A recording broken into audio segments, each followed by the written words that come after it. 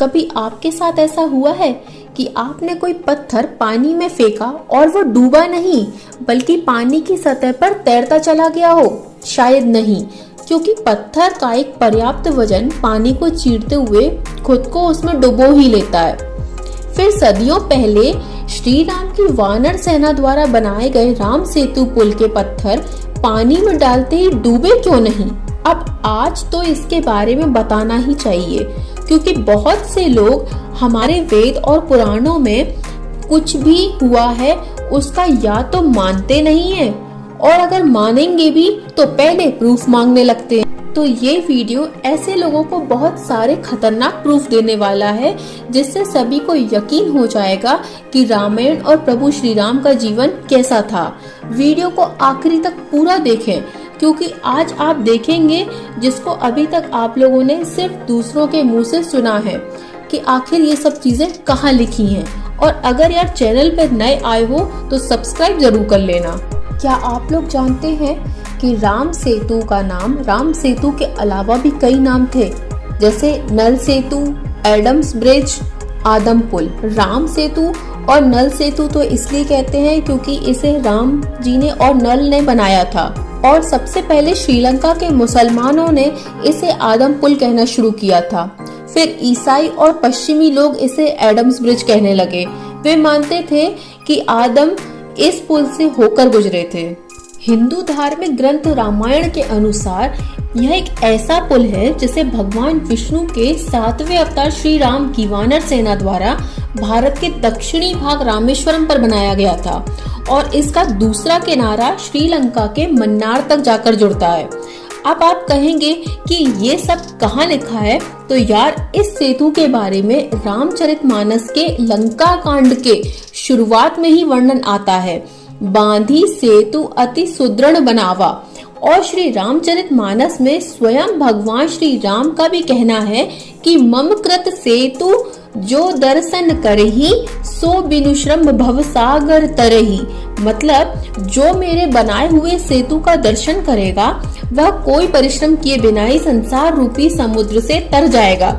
अब ये तो हम जानते हैं कि सेतु बना था, लेकिन सेतु बिना किसी मशीन के इतना सही और इतना मजबूत, वो भी बीच समुद्र में, कैसे बन गया? वो भी उस समय जब कोई आधुनिक साधन भी नहीं थे। कुछ लोगों का सोचना है कि वो नेचुरल है, अपने आप समुद्र में बना है। तो यार पूरी दुनिया में बहुत सारे समुद्र हैं, कहीं भी ऐसा एग्जाम्पल देखने को क्यों नहीं मिला? रामायण ग्रंथ के अनुसार जब लंकापति राजा रावण श्री राम की पत्नी सीता का हरण कर उन्हें लंका ले गया था, तब श्री राम ने हनुमान को लंका भेजा था, और हनुमान जी ने श्री राम को बताया कि वहाँ माता सीता के अलावा और भी बहुत लोग हैं जिन्हें रावण ने कैद किया हुआ है। तब श्री राम ने फैसला किया कि वे स्वयं अपनी सेना के साथ जाकर सबको रावण की कैद से छुड़ाएंगे। अब ये तो पता था कि लंका जाना है, लेकिन रास्ते में था एक विशाल समुद्र जिसे पार करने का रास्ता नजर नहीं आ रहा था। तब श्री राम ने समुद्र से मदद मांगी, लेकिन समुद्र देवता प्रकट नहीं हुए। तब क्रोध में आकर श्री राम ने समुद्र को सुखा देने के उद्देश्य से अपना धनुष बाण उठा लिया। उनके इस कदम से समुद्र के प्राण सूखने लगे, और जिस जगह श्री राम ने धनुष उठाया था उस जगह को आज धनुषकोटि कहते हैं। भयभीत होकर समुद्र देवता प्रकट हुए और बोले, श्री राम आप अपनी वानर सेना की मदद से मेरे ऊपर पत्थरों का एक पुल बनाएं। और यार ये सब मैं अपने मन से नहीं कह रही, ये सब गोस्वामी तुलसीदास रचित रामचरितमानस के सुंदर कांड में लिखा गया है कि तब समुद्र ने राम को स्वयं ही अपने ऊपर पुल बनाने की युक्ति भी बताई थी। नाथ नील नल कपिद्वौ भाई लरिकाई रीति आशीष पाई। अर्थात आपकी सेना में नल और नील 2 वानर हैं। उन्होंने बचपन में ऋषि से आशीर्वाद पाया था कि उनके स्पर्श कर लेने से भारी पहाड़ भी आपके प्रताप से समुद्र में तैर जाएंगे। उनकी सहायता से आप एक कठोर पुल का निर्माण कराएं। यह पुल आपकी सारी सेना का भार संभाल लेगा और आपको लंका ले जाने में सफल होगा। और जानते हैं ये सब कहाँ लिखा है? ऋषि वाल्मीकि रामायण के युद्ध कांड के 22वें अध्याय में लिखा है कि विश्वकर्मा के पुत्र वानर नल के नेतृत्व में वानरों ने मात्र 5 दिन में 100 योजन लंबा तथा 10 योजन चौड़ा पुल समुद्र के ऊपर बनाकर राम जी की सेना के लंका में प्रवेश का मार्ग प्रशस्त कर दिया था। और वाल्मीकि जी की रामायण में भी कई प्रमाण है जिसमें ये बताया गया है कि सेतु बनाने में कई मॉडर्न टेक्निक्स का भी यूज हुआ था।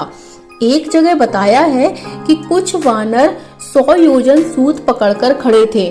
इसका मतलब पुल का निर्माण सेतु के सीध में हो रहा था।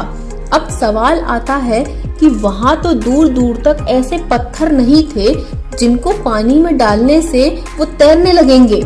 साइंटिस्ट का मानना है कि नल तथा नील शायद ये जानते थे कि कौन सा पत्थर किस प्रकार से रखने में पानी में डूबेगा नहीं तथा दूसरे पत्थरों का सहारा भी बनेगा। और राम सेतु पुल को बनाने के लिए जिन पत्थरों का इस्तेमाल हुआ था वे कुछ खास प्रकार के पत्थर थे जिन्हें प्यूमाइस स्टोन कहा जाता है।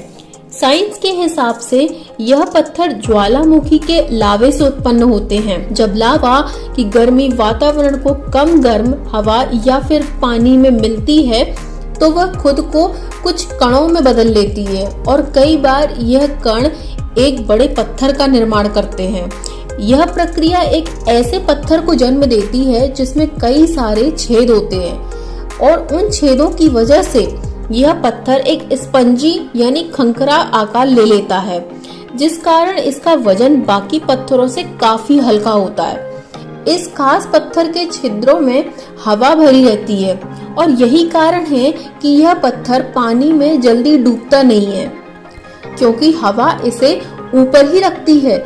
लेकिन कुछ समय के बाद जब धीरे धीरे इन छिद्रों में से हवा के स्थान पर पानी भर जाता है तो इनका वजन बढ़ जाता है और ये पानी में डूबने लगते हैं। और यही कारण है भाई, राम सेतु पुल के पत्थर कुछ समय के बाद समुद्र में डूब गए और उसके समुद्र के तल में पहुंच गए। साइंटिस्ट का मानना है कि रामेश्वरम में दूर दूर तक सदियों से कोई भी ज्वालामुखी नहीं देखा गया है। तो आखिर ये पत्थर आए कहां से?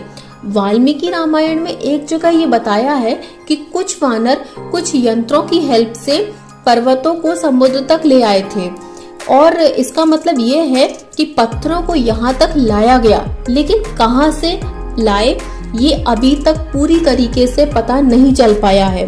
और इसी के कारण लोगों को कहना है कि ये नेचुरल है। लेकिन मैं आपको बताना चाहूंगी कि अभी कुछ समय पहले एक न्यूज में मुझे पता चला है कि भारत में एक जगह ऐसा पत्थर देखा गया है जो कि पानी में तैर रहा था।